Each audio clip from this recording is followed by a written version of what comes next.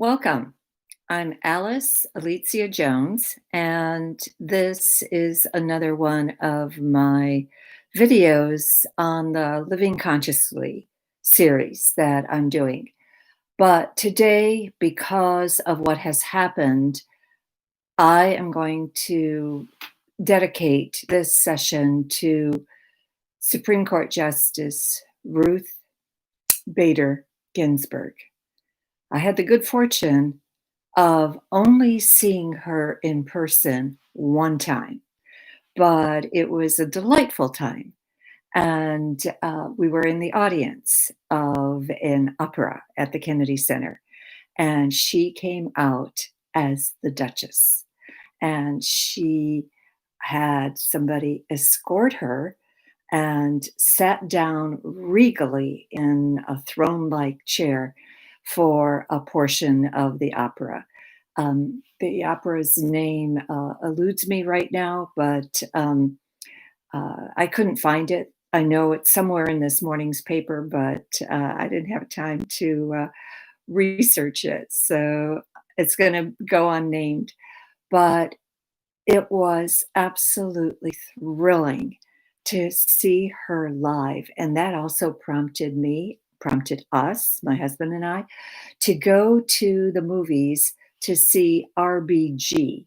That was playing. That was a documentary on her life, and within the same period of time that that documentary came out, which was basically about her, um, strengthening regime that she took, what she did every day to keep herself going, her bench presses, her exercise routine, weightlifting, just incredible because effectively a good portion of that, or some, I should say, some of that was being filmed while she was being also treated for cancer. And so it was really, really impressive to see that. And then when the movie came out on the basis of sex, which really chronicled how she, as a very young attorney, argued the sex discrimination case against the women, and effectively, she was there at every junction when it came time to defend the rights of women to have certain rights that we did not have. Obviously, her work is instrumental in having VMI, Virginia Military Institute, allow women for the first time to become part of their curriculum, and where before it had always been strictly a male bastion. She also the Ivy League schools, Yale, Harvard, the ones that were strictly there for men, um, were just given women were given the opportunity to join. The services, the armed services, was the first time that women were being able to be admitted. This was all thanks to the pioneering work that she did. There's a statement that I've read that really has is me as an author has had a profound influence on me, because she said in writing her opinions for the court, she followed two premises: get it right, keep it tight. And don't be wordy, don't try to impress, get down to the heart of the matter. See the value of each word that you're putting down on paper. See if that is the correct word for you to find and to bring forward for the opinion. And it to me, it just seemed so incredible because of the fact that she absolutely um, did more to advance female rights than I believe any other person on the Supreme Court. And the her when she came out, when it was reported that her fervent wish was that the next elected president is the one to give her to name her replacement. She said that not on her deathbed, as some of the people are reporting, but she said that to her granddaughter several days prior, like 3 days prior to her death. So it was her granddaughter that reported that. And rather than this being the last words that came out of her mouth prior to her death. She lost the husband that she was so devoted to and that was so devoted to her in 2010. Marty Ginsburg died in 2010, but theirs was a marriage of partners. Theirs was a marriage where he took equal responsibility for the family. She started law school when her daughter was 14 months old. This to me was very, very important uh, because of the way I carried her in such high esteem.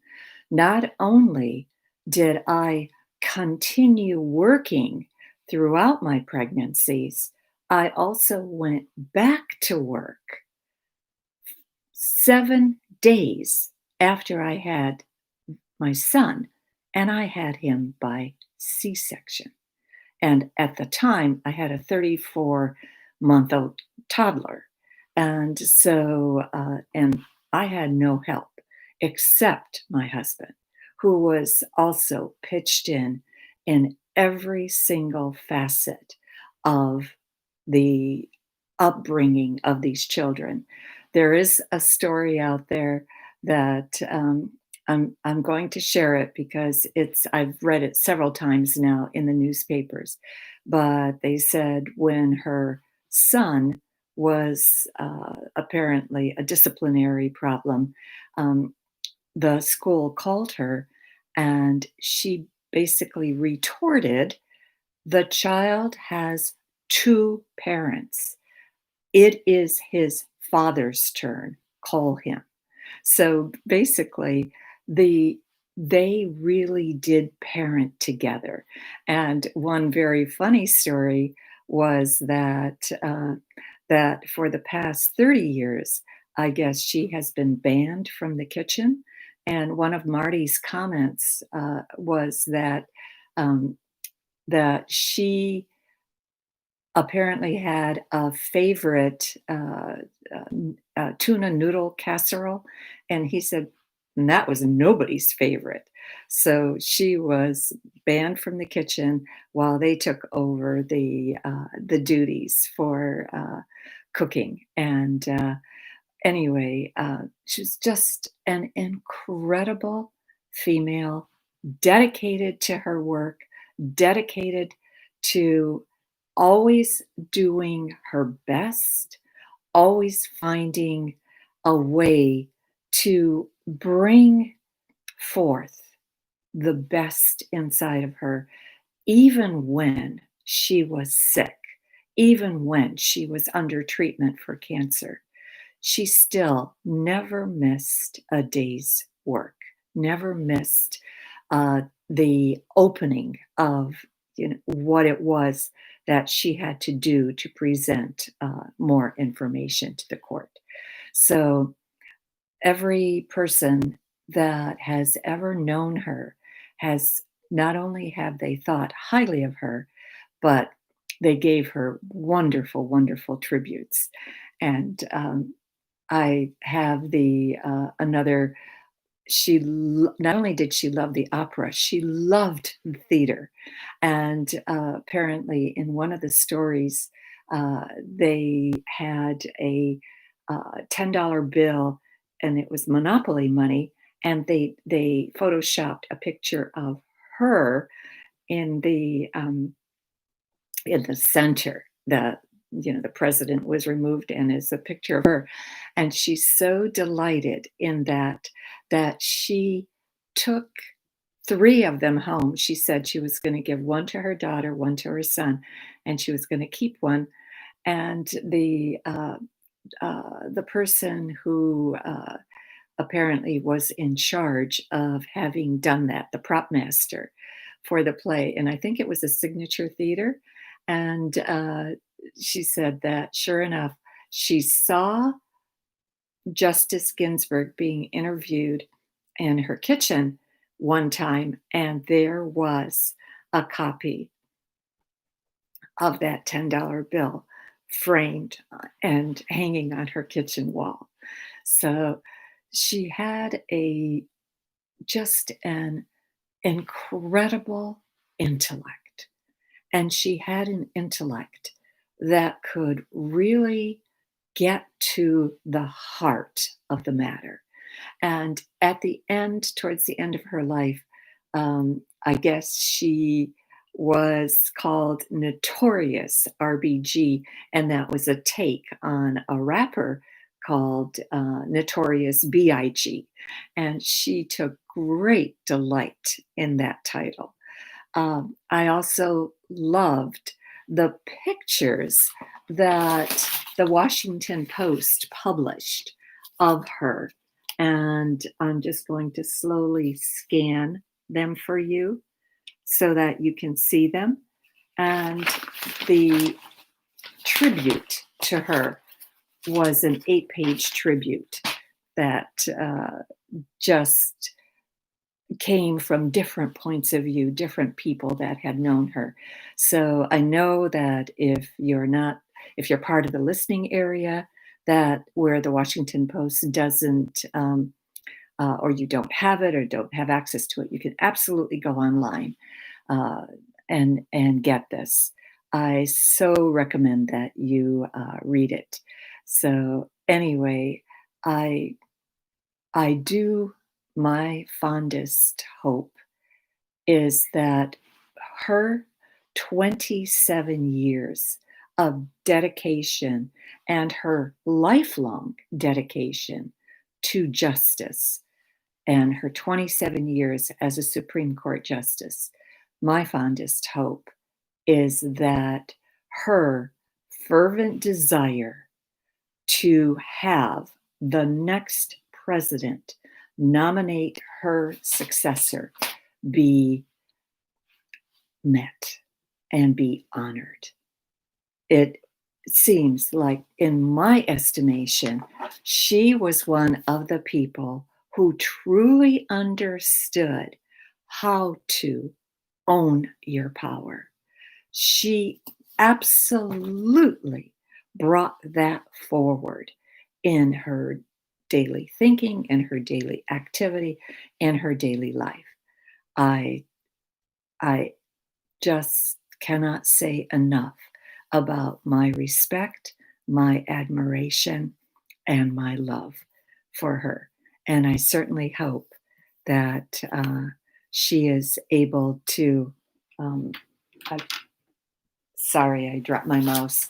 Um, that she is able to somehow educate in the new place that she has gone to, and just be a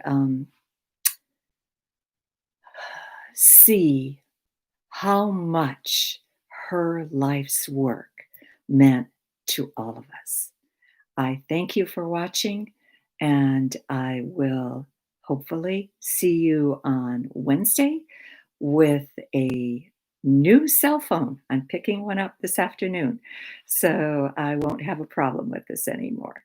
Thank you again.